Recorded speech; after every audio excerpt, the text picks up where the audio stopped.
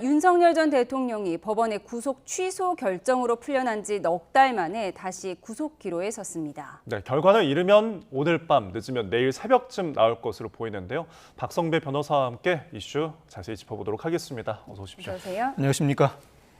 네, 윤 전 대통령 오늘 구속심사에 출석하면서 아무 말도 하지 않았습니다. 묵묵부답으로 들어갔는데 심사에 영향을 주지 않기 위함일까요? 굳이 사전에 언론을 통해서 자신의 입장을 피력할 필요는 없다고 판단한 것 같습니다. 윤 전 대통령이 두 번째 구속영장 실질 심사를 맞이하게 되는데 마지막 법정에 들어가는 순간까지도 어떠한 취지로 항변해야 할지 많은 고민에 빠져 있을 것으로 전망됩니다. 예. 아마 간밤에 잠도 거의 자지 못했을 것으로 보이는데 변호인도 나름대로 자신의 입장을 소명하겠지만 영장 전담 판사에게 자신이 어떠한 취지로 발언하여야 영장 기각을 이끌어낼 수 있을지 깊은 고민에 빠져 있을 것으로 보이고 예. 굳이 언론을 통해서 사전에 자신의 입장을 피력할 필요는 없다고 판단한 것 같습니다. 네. 근데 보통 구속 심사를 받을 때 그 장면을 생각하면은 피해자들이 수갑을 차고 법정에 들어가는 모습을 저희가 볼 수가 있었잖아요. 그런데 윤석열 전 대통령은 이제 걸어서 들어갔단 말이죠. 이게 어떤 차이가 있는 건가요? 보통 언론에 수갑을 차고 법정에 들어가는 피해자들은 이미 체포된 피해자들인 경우가 상당히 많습니다. 예. 구속영장 실질 심사를 할 때는 체포된 피의자에 대해서도 실시를 하고 미체포 피의자에 대해서도 실시를 하는데 예. 아직 윤 전 대통령의 경우에는 체포영장이 집행되지 않은 미체포 피의자입니다. 물론 상황에 따라서 수사기관이 법정 밖에서부터 인치영장에 따라 수갑을 채울 수는 있는데 굳이 특검은 그와 같은 조치를 취하지 않았고 특검 발표 내용에 따르면 법정 바로 옆 대기실에서 인치영장을 집행한다고 합니다. 법정 바로 옆 대기실에서 인치영장을 집행한다면 당장 구속영장 실질심사가 열려야 하는 만큼 굳이 수갑 등을 채우는 절차는 밟지 않을 것으로 전망됩니다. 예. 네, 지난 1월에 현직 대통령 신분으로 구속됐을 당시에 서부지법 폭동 사태가 일어났던 기억이 나는데요. 오늘 지지자들 폭동을 우려해서 굉장히 경비가 강화됐다고 하더라고요. 오늘 서초동 특히 서울중앙지법 일대에는 버스, 즉 경찰 경호 버스가 상당히 촘촘하게 배치돼 있고 여러 가림막들도 많이 설치돼 있습니다. 예. 전 대통령 신분입니다만 아직도 지지자들의 집회가 상당히 격렬하게 이어지고 있는 만큼 만반의 대비 태세를 갖추고 있는 모습인데 서부지법 사태가 이미 발생한 만큼 경찰도 이와 같은 일이 재발하지 않도록 최선의 대비를 하고 있고 현재 전반적인 분위기상으로는 서부지법 사태가 재현될 가능성은 상당히 낮아 보입니다. 예. 경찰이 법원 밖 외에도 윤 전 대통령이 걸어 다닐 수 있는 이동 경로에도 곳곳에 배치되어 있는 모습을 확인할 수 있습니다. 아마 안전하게 모든 절차가 종결될 가능성이 높아 보입니다. 네. 윤 전 대통령의 구속심사 오후 2시 22분에 시작해서 현재 한 2시간 반 정도 지나고 있습니다. 이번 심사에서 굉장히 이제 검찰 측과 윤 대통령 측 공방이 예상되는데 혐의가 5가지예요. 핵심이 되는 게 뭘까요? 구속영장에 적시된 혐의가 모두 5가지인데 그중 3가지 혐의가 핵심적이라고 지목할 수 있을 것 같습니다. 우선 사후에 계엄 선포문을 만든 허위공문서 작성 혐의나 비하폰 정보 삭제 지시 혐의는 혐의가 소명된다면 그 자체로 증거인멸의 우려를 상당히 뚜렷하게 보여주는 정황이라고 할 수 있습니다. 예. 나아가서 공수처의 체포영장 집행 방해 혐의는 만약 지시가 그대로 사실로 받아들여질 경우에는 그 자체가 범행이 상당히 중요하다고 평가될 수밖에 없는 부분입니다.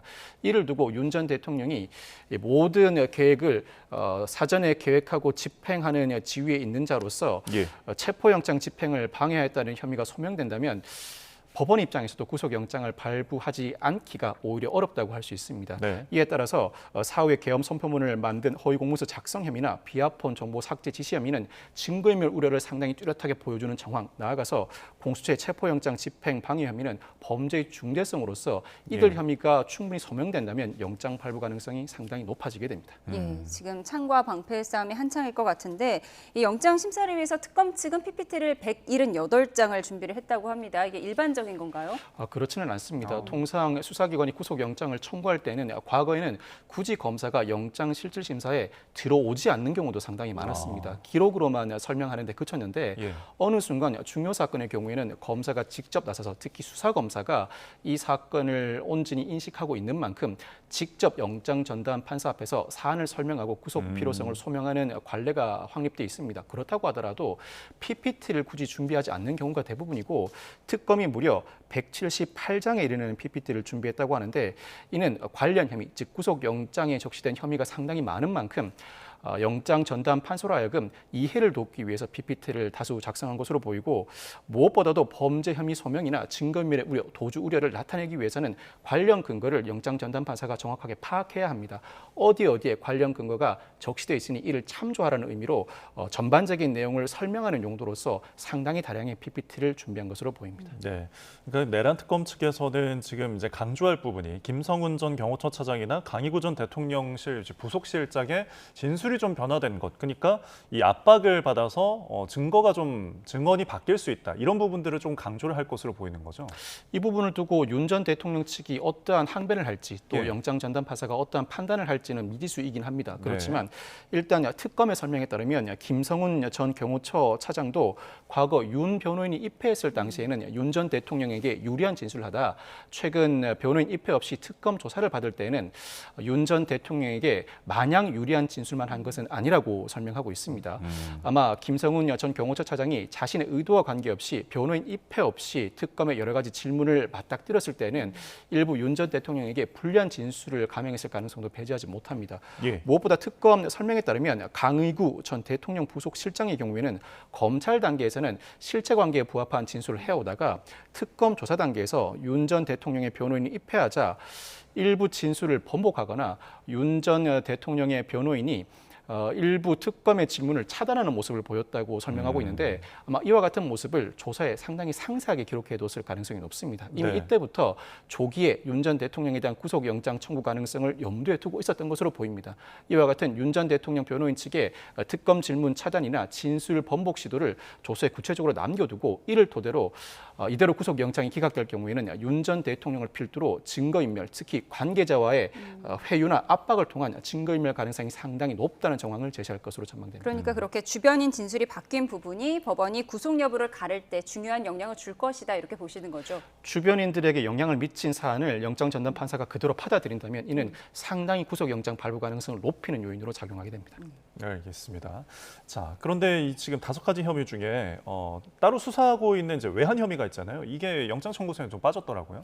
외환 유치 혐의는 아직까지 구속영장 청구서에 포함시키기에는 이른 감이 많습니다. 사실 원칙에 따른다면 특검이 출범한다고 하더라도 그 수사기관을 거의 다 채운 시점에, 즉 이 사건 특검 수사에 정점에 있다고 할 수 있는 윤 전 대통령의 각종 혐의를 수사하고 관련 물적 증거와 관계자 진술을 충분히 확보한 상태에서 예. 사실상 마지막 단계에서 구속영장 청구를 하는 것이 지금까지의 특검 수사 관행이라고 할 수 있습니다. 그런데 상당히 전격적으로 150일간의 수사 기간을 앞두고 있음에도 불구하고 수사 개시 3주 만에 구속영장 실질심사가 이루어졌습니다. 이는 반대로 생각하면 특검이 그만큼 구속영장이 적시된 혐의 사실과 관련해서는 충분한 근거가 확보되었다는 자신감을 내비친 것이라고 해석할 수 있는데 예. 또 반대로는 외환 유치와 관련해서는 기존 수사기관이 충분한 수사를 진행하지 못한 혐의입니다. 외환 유치와 관련된 혐의까지 구속영장 청구서에 포함시킬 경우에는 영장 전담 판사가 범죄 혐의 일부에 대해서 소명이 부족하다는 이유로 구속영장을 기각할 가능성, 그 빌미를 제공해주는 셈이 됩니다. 예. 굳이 특검으로서는 이 외환 유치 혐의까지 이번 구속영장 청구서에 포함시킬 필요는 없습니다. 예, 특검의 창을 살펴봤다면 윤석열 전 대통령 측의 방패를 좀 살펴보겠습니다. 김홍일 변호사 등 6명이 참여했다고 하는데 영장 심사에 보통 변호인이 몇 명 정도 참여한다, 뭐 이런 기준이 있나요? 기준은 따로 마련되어 있지 않은데 실무상으로는 변호인 1명 내지는 2명, 많으면 3명 정도가 참여를 합니다. 물론 네. 변호인 참여 수에 제한을 두고 있지 않은 이상 무엇보다 내란 특검도 실제 조사에 참여했던 특검보와 부장검사가 이 영장실질심사에 참여하는 만큼 윤 전 대통령 측에서도 변호사가 6명이나 참여한 것으로 보입니다. 네. 아마 변호사들이 돌아가면서 사실관계와 법리와 관련된 진술을 할 것으로 보이고 영장실질심사 과정에서는 영장 전담 판사가 변호인의 소명도 충분히 듣지만 특검 측과 변호인의 소명을 모두 들은 이후에는 당사자인 윤 전 대통령에게 자신이 궁금한 사항을 이것저것 묻기 마련입니다. 네. 질문을 하고 질문에 대한 답을 듣는 과정에서 윤 전 대통령이 변호인들의 도움을 받을 여지도 충분히 존재합니다. 아마 윤 전 대통령 측이 구속영장, 이 사건 구속영장이 기각되는가 발부되는가에 따라서 이 사건 특검 수사 전반에 성패가 걸려 있다고 보고 예. 총력을 기울이는 모습이라고 할 수 있는데 관련된 자료와 PPT를 이미 제작했을 가능성도 수도 있고 영장실질심사 단계에서 즉흥적인 질문과 답변 시에 변호인들이 돌아가면서 도움을 주기 위해 대거 영장실질심사에 참석한 것으로 보입니다. 네, 제가 앞서서 이제 특검의 주요 이제 영장 발부에 대한 어떤 핵심을 짚었다면은 그에 대한 지금 윤 전 대통령 측의 방어는 어떤 내용인가요? 윤 전 대통령의 항변 내용도 상세하게 설명을 해드려야 할 것 같습니다. 예. 일부 국무위원만 소집했다는 혐의에 대해서는 긴급성을 고려했다. 당시에 국무위원으로서 신속하게 출석할 수 있는 인물들에게 먼저 연락을 취한 것에 불과하다고 항변하고 있습니다. 예. 또한 윤 전 대통령은 사후 계엄 선포문 작성에 직접 개입하지 않았다고 반박하고 있습니다. 나아가서 언론의 계엄 선포의 정당성을 알리도록 한 것은 합당한 지시였다. 즉 비상계엄 자체가 아직은 합당하다는 취지의 주장을 유지하고 있는 만큼 네. 이와 관련된 지시도 합당한 지시였다는 항변을 하고 있는 것입니다. 나아가서 지난 1월 체포영장 집행 조처 관련해서는 윤 전 대통령이 지시한 적이 없다고 강조하고 있습니다. 관련자 진술이 충분히 확보되지 않았고 사실관계를 전면적으로 부인하는 취지로 해석할 수 있을 것 같습니다. 나아가서 비아폰 정보 삭제 지시 혐의와 관련해서는 법령에 따른 조처였다. 즉 사실관계도 인정되지 않고 법리상으로도 죄가 되지 않는다는 취지의 주장을 반복하고 있습니다. 나아가서 아마 명시적으로 언론에 보도되지는 않습니다만 구속 취소 결정이 이루어진 이후에 법원의 재판에도 성실하게 출석해왔고 특검 수사에도 일부 줄다리기는 있었지만 그 출석 요구에 응해온 만큼 도주 의뢰나 증거인멸의 우려도 없다는 취지의 항변을 할 것으로 보입니다. 예. 예. 1차 구속영장 심사 때는 내란 우두머리 혐의였고요. 지금은 5개 혐의를 정리를 해주셨는데 쟁점이 많아서 이 구속 심사에도 지난번보다 시간이 더 오래 걸릴까요?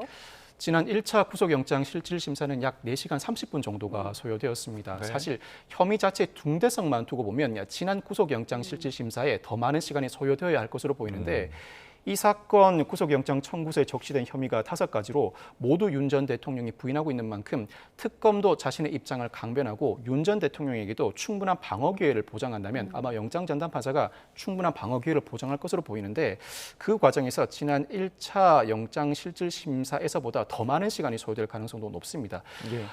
영장 전담 판사가 이 사건을 충실하게 심리하겠다는 원칙에 입각해서 윤 전 대통령에게 많은 질문을 쏟아낼 수 있는데 그 답변을 듣는 과정에서도 더 많은 시간이 소요될 것으로 전망됩니다. 예.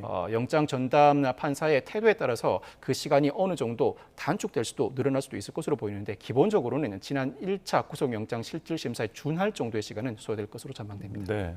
이게 사안에 대한 주목성이 워낙 높다 보니까 이 판단을 하는 판사에 대한 관심도 좀 높은데 지금 영장심사 남세진 부장판사가 담당을 하죠. 어떤 인물입니까? 서울중앙지방법원에는 4명의 영장 전담 판사가 있습니다. 예. 각 영장 전담 판사들이 1주씩 돌아가면서 구속 영장 실질심사를 담당하게 되는데 남세진 부장판사는 올해 2월 서울중앙지법에 영장 전담 판사로 부임했습니다. 사법연수원 33기이고 전체적으로 상당히 합리적인 스타일이라는 평가를 받고 있습니다. 정치적 쟁점이 될 수 있는 사건도 어느 한편에 치우치지 않고 상당히 합리적으로 결론을 내린다는 평가를 받고 있는데 예. 예를 들면 지난 5월 조희대 대법원장의 사퇴를 요구하면서 건물 진입을 시도한 대학생들의 구속영장 청구를 기각하면서 구속의 사유와 상당성이 인정되지 않는다는 취지의 판시를 한 바가 있습니다. 여타 사건들에 대한 결론을 내리는 과정을 지켜본다고 하더라도 상당히 합리적인 스타일이라고 평가할 수 있을 것 같고 예. 무엇보다도 범죄 혐의 소명과 도주 우려, 증거인멸 우려를 상당히 까다롭게 평가한다는 평도 받고 있습니다. 원칙에 따르면 영장 전담 판사는 범죄 혐의 소명 정도, 도주 우려, 증거인멸 우려를 판단할 때 원칙에 따라 깐깐하게 판단해야 합니다. 수사 단계에서 구속영장 발부는 범죄 혐의 소명 정도 등 관련 증거가 상당 부분 확보되었을 때나 가능한 조치이기 때문입니다. 지금 예. 구속 심사는 서초동 법원에서 이루어지고 있고요. 그럼 대기를 할 때는 이제 서울구치소로 다시 이동을 하는 거죠? 통상 검찰 단계에서 구속영장이 청구된 피해자의 경우에는 법원에서 영장 실질심사를 받고 난 이후에는 구치소에서 대기합니다. 예. 경찰 단계에서 구속영장이 청구된 피해자의 경우에는 경찰서 유치장에서 대기를 하게 됩니다. 윤 전 대통령도 영장 실질심사를 마친 이후에는 서울구치소 피의자 대기실에서 대기를 할 텐데 네. 아마 대기 기간이 상당 시간 소요될 수 있습니다. 영장 전담 판사가 양측의 주장을 듣고 수사 기록과 변호인 측이 제출한 자료를 검토하는 데도 상당 시간이 소요될 것으로 전망됩니다. 그 시간이 윤 전 대통령에게는 무엇보다도 인생에서 가장 큰 시간으로 기억될 것으로 보이는데 예. 다른 피의자들처럼 특검이 수갑을 굳이 채우지는 않을 것이라고 합니다. 호송차에 타고 서울구치소로 이동하는 과정에서 굳이 윤 전 대통령에게 수갑을 채우지는 않을 것으로 보이고 현직 대통령이 아니라 전직 대통령인 만큼 서울구치소로 이동하는 과정에서 굳이 경찰이 신호를 제어하는 조치도 하지 않을 것으로 전망됩니다. 예, 알겠습니다. 자, 내란 특검 지금 구속영장 윤석열 전 대통령의 심사 상황들 좀 짚어봤고요. 김건희 특검 이야기도 좀 해보겠습니다. 지금 삼부토건, 그러니까 삼부토건의 주가 조작과 관련한 부분들을 집중적으로 보는데 경영진들 줄 소환했고 지금 정창래 전 대표, 오일록 현 대표도 출석을 했습니다. 지금 정확히 어떤 내용을 좀 이들을 통해서 살펴보려고 하는 걸까요? 삼부토건의 전 현직 대표가 오늘 특검에 출석해서 동시에 조사를 받고 있습니다. 이 혐의는 삼부토건 관계자들이 지난 2023년 5월부터 6월까지 우크라이나 재건 사업을 벌이고 있다고 투자자들을 속인 이후에 보유하던 주식을 대량으로 매도해서 수백억 원의 부당 이득을 취득하였다는 혐의입니다. 예. 무엇보다도 도이치모터스 사건에서 김 여사의 계좌를 관리한 것으로 지목된 이종호 전 블랙펄 인버스먼트 대표가 이 해병대 예비역 단체 대화방에 삼부토건을 언급한 바 있고 그 이후에 김 여사, 원희룡 전 국토부 장관, 윤 전 대통령의 발언과 행보에 따라 실제로 삼부토건의 주가가 상당히 급등한 모습을 보이기도 했습니다. 예. 이 삼부토건 인사들과 김 여사 간에 어떠한 관계를 맺고 있는가, 그 전부터 상당한 친분을 맺고 있는 것 아니냐는 의혹도 제기되고 있는 만큼 이들의 친소 관계, 나아가 물적 증거 관련자 진술을 통해서 삼부토건의 주가 조작에 삼부토건 자체 문제가 아니라 김 여사가 연루돼 있는지가 이 사건 수사의 핵심이라고 평가할 수 있습니다. 예. 주가 조작 의혹 관련해서 짚어주셨는데 오늘 새롭게 나온 내용이 집사 게이트 관련 내용이에요. 어떤 거죠? 김건희 여사의 집사로 일컬어지는 김모 씨가 있습니다. 이 네. 김 씨는 렌터카 업체를 운영했는데 이 김 씨의 렌터카 업체에 대기업 등이 180억 원을 투자한 사실이 있습니다. 당시 이 렌터카 업체가 손실이 상당히 누적된 예. 상황이라 굳이 여러 대기업 등 기업들이 투자할 필요가 없음에도 불구하고 김 씨에게 투자한 이유는 당시 대기업 등이 수사상 편의나 선처를 바라고 뇌물성으로 김 씨 업체에 투자한 것 아닌가라는 의심을 받고 있습니다. 네. 이 김 씨는 김건희 여사와 대학원에서 처음 만나서 친분을 쌓아왔고 코바나 컨텐츠 감사도 맡은 바가 있다고 합니다. 네. 무엇보다도 김 여사의 어머니 최은순 씨의 지시를 받고 통장, 잔고 증명서를 직접 위조한 혐의로 실제로 유죄 확정 판결을 받은 바가 있습니다. 즉, 네. 김 여사 측의 특혜를 기대하고 대기업 등이 집사 김 씨의 렌터카 업체에 투자를 감행하였다. 사실상 뇌물에 해당한다는 것이 이 사건 수사의 핵심이라고 할 수 있는데 네.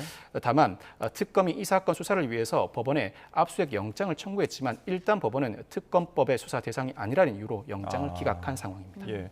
네, 그렇다면은 뭐 참고인 신분이라도 이 김 씨를 조사하기 위해서는 소환을 해야 되는데 지금 출국한 상황이잖아요. 지금 어떤 대응이 필요할까요? 일단은 여권을 무효화시키고 참고인이라고 하더라도 사실상 피의자성 참고인입니다. 예.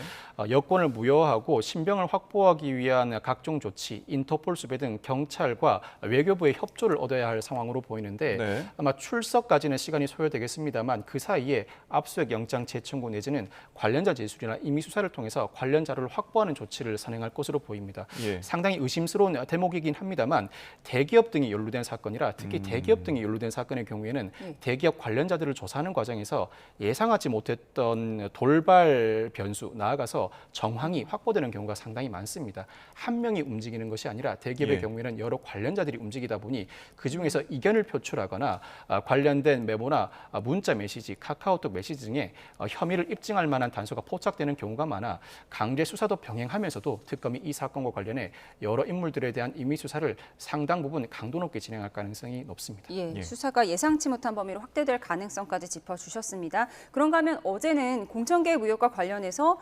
윤상현 의원과 김영선 전 의원 등의 집과 사무실을 압수수색했거든요. 어떤 압수물을 얻어냈을까요? 이 사건은 명태균 의혹입니다. 명태균 예. 의혹은 무엇보다도 무상 여론조사 등 정치자금법 위반 혐의입니다만 뭐니 해도 공천개입 즉 공직선거법 위반이 핵심이라고 할 수 있습니다. 사실 명태균 의혹은 정치자금법 위반은 어느 정도 자금의 흐름 등을 통해서 그 근거가 확보돼 있다고 평가할 수 있는 반면에 공천개입 즉 공직선거법 위반과 관련해서는 법리 문제도 있습니다만 근거가 아직까지는 부족해 보이는 것이 사실입니다. 이에 따라 특검이 어제 윤상현 전 의원, 김영선 전 의원, 김상민 전 부장검사 등 공천개입 연루 대상자들을 상대로 전격적으로 압수수색 영장 집행을 단행하였는데 그동안 실무자들의 주장과 정황을 다수 확보하고 이 주장과 정황에 부합하는 압수물 확보에 심혈을 기울였을 것으로 전망됩니다. 당시, 즉 이 사건 당시 각종 선거를 앞두고 이들 관련자들이 어떠한 대화를 하였는지 대화 내용, 특히 이 선거와 관련된 수사를 진행하는 과정에서는 각 연루자들이 자신의 앞으로의 방어를 위해서 통화 녹음을 하는 경우가 상당히 많습니다. 예. 통화 녹음 확보를 위해서 많은 노력을 기울였을 것으로 보이고 당시 대화 내용이 아니라고 하더라도 현재 대화 내용, 무엇보다도 이 사건은 검찰의 수사가 상당히 강도 높게 진행돼 왔습니다. 과거를 회고하면서 관련자들과 이러저러한 대화를 하는 과정에서 당시의 수사 혐의 단서를 추출할 수도 있는 만큼 과거, 현재 각종 대화 내역과 관련자들의 메시지 내역을 확보하는 데 심혈을 기울였을 것으로 전망됩니다. 예.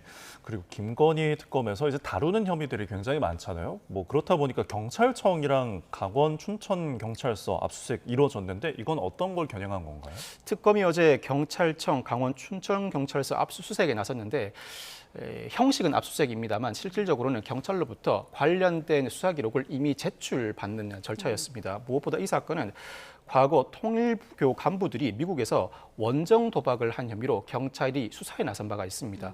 내사에 착수해서 수사에 들어가는 단계였었는데 당시 경찰 수사 정보를 미리 입수한 통일교 간부 측에서 예. 이른바 윤핵관의 수사 무마를 로비했다는 의혹이 이 사건 수사 혐의의 쟁점이라고 할 수 있습니다. 예. 경찰로부터 당시 어느 정도 수사가 진행돼 왔었고 수사 무마 로비 과정에서 입수한 정보들이 어떠한 정보가 있는지 관련된 자료를 확보하는 차원에서 압수수색이 이루어진 것으로 보입니다. 이 사건도 통일교의 2인자로 일컬어지는 윤 전 본부장, 이 윤 전 본부장은 이른바 건진 법사에게 김 여사에게 전달하라는 취지로 다이아 목걸이를 전달했다고 의심받는 인물입니다. 이 윤 전 본부장의 지인과의 통화 녹음에서 예. 이와 같은 혐의가 불거져 있고 경찰의 정보를 입수해 윤핵관에게 수사 무마 로비를 한 바가 있다는 통화 내용이 확보된 바가 있습니다. 이를 토대로 특검이 관련된 수사에 박차를 가하면서 어제 경찰청과 강원 춘천 경찰서의 압수수색이라는 형태로 임의로 자료를 제출받는 절차를 밟은 것입니다. 예, 김건희 특검의 여러 수사 상황을 짚어보고 있는데 도이치모터스 관련 수사는 사실 특검으로 넘어오기 전에 검찰 단계에서 재수사에 들어갔잖아요. 지금 이 부분은 어떻게 진행되고 있죠? 특검의 이 사건이 넘어가기 이전에 서울고검이 상당한 수사를 단행한 단계였습니다. 무엇보다도 김 여사가 사전에 주가 조작을 인지한 것이 아닌가 상당히 의심이 든 통화 녹음 파일을 새롭게 확보한 상태였고 무엇보다 확정 판결 이후, 즉 도이치모터스 주가 조작 공범들의 확정 판결이 이루어진 이후에 관련자들의 진술에도 일부 변화의 조짐이 보이고 있습니다. 사실 이 정도면 당장 김 여사 출석 요구를 통해서 피의자 신문 조서를 진행한다고 하더라도 무방한 단계라고 할 수 있습니다. 네. 아마 특검 입장에서는 김 여사와 관련된 여러 의혹들, 아직까지 수사가 미진한 부분들에 대한 수사에 박차를 가하면서 관련 압수수색을 진행하고 있는 것으로 보이고 예. 도이치모터스 관련 수사는 이미 서울고검에서 상당 부분 수사를 이루어낸 만큼 미진했던 수사가 어느 정도 진전되면 이와 관련된 수사를 모두 모아서 김건희 여사를 소환해 도이치모터스와 관련된 피의자 신문도 진행할 태세를 갖추고 있는 것으로 보입니다. 네. 굳이 도이치모터스와 관련해서는 추가 압수수색의 필요성을 느끼지 못하고 있는 분위기가 감지됩니다. 네, 김건희 특검의 여러 수사 진척 사항들을 좀 짚어봤습니다. 최상병 특검 이야기도 좀 해보면 박정훈 이 대령의 항명죄 재판을 검찰이 이제 항소를 했었는데 1심에서 무죄가 나와서요. 그런데 이거를 취하하기로 결정을 했어요. 군 검찰이 항소한 사건을 군 검찰로부터 사건을 이첩받은 특검이 항소 취한 이상 네. 1심 무죄 판결은 그대로 확정되게 됩니다. 이 특검은 1심 판결 내용, 객관적 증거, 군 검찰의 항소 이유를 모두 고려한 결과 항명죄에 해당하지 않는다는 취지로 항소 취하를 예. 결정했고 이에 대해서는 더 이상 재심으로도 다툴 수 없는 무죄 확정 판결이 이루어지게 되었습니다. 사실 최상병 특검의 경우에는 업무상 과실치사, VIP 경로서를 주된 수사 대상으로 삼아 앞으로 수사를 진행하게 될 터인데 예. 이미 공소가 진행되고 있는 이 박정훈 대령의 항명 사건 공소 유지를 이어나간다는 것이 상당히 어색하긴 합니다. 즉 박정훈 대령의 항명죄 공소 유지를 이어나가면서 업무상 과실치사나 VIP 경로설 수사를 진행한다는 것이 상당히 상충되는 두 사건을 동시에 수사와 공소 유지한다는 개념이라 상당히 어색한 만큼 박정훈 대령에 대한 항소심은 조기에 정리하려는 수순을 밟은 것으로 보입니다. 예, 박정훈 대령에 대한 부분은 이제 정리가 됐고요. 이제 최상병 특검은 VIP 경로설에 대한 진실을 밝히는 과정일 텐데 올해는 김태효 전 국가안보실 1차장의 출석을 통보한 상황이잖아요. 그렇습니다. 이 VIP 경로설이 최상병 사건 특검의 주된 핵심 쟁점이라고 할 수 있는데 임성근 전 사단장이나 김계한 전 사령관이나 여러 인물들과 관련된 각종 통화 내역들, 즉 임성근 전 사단장 주변 인물들과의 통화 내역, 그리고 김계한 전 사령관 대통령실과의 통화 내역, 각종 통화 내역과 관련자들의 진술은 상당 부분 이미 확보된 것으로 보입니다. 예. 김태호 전 국가안보실 1차장 출석 통보를 하였다는 의미는 윤 전 대통령이 당시 수석 비서관 회의에서 직접 경로를 한 사실이 있는지 사건의 실체에 상당히 가깝게 다가간 것이라고 평가할 수 있습니다. 대통령실 인사, 군 인사, 외부 인물들과의 각종 통화 내역이나 관련자들 진술이 확보된 이상 무엇보다 통화 기록도 물적 증거로서 확보를 해둔 상황입니다. 예. 당시 윤 전 대통령이 회의 과정에서 직접 경로하는 발언을 했는지 관계자들을 직접 조사에 드디어 나서기 시작했다고 볼 수 있고 예. 김태호 전 국가안보실 1차장 출석을 통보한 이상 조만간 이종섭 전 장관, 즉 윤 전 대통령 측으로부터 직접 이첩 보류 지시를 받았다는 이종섭 전 장관에 대한 소환 조사도 상당히 임박해 있다고 평가할 수 있을 것 같습니다. 예, 알겠습니다. 특검 상황들 지금까지 박성배 변호사와 함께 짚어봤습니다. 오늘 말씀 고맙습니다. 고맙습니다.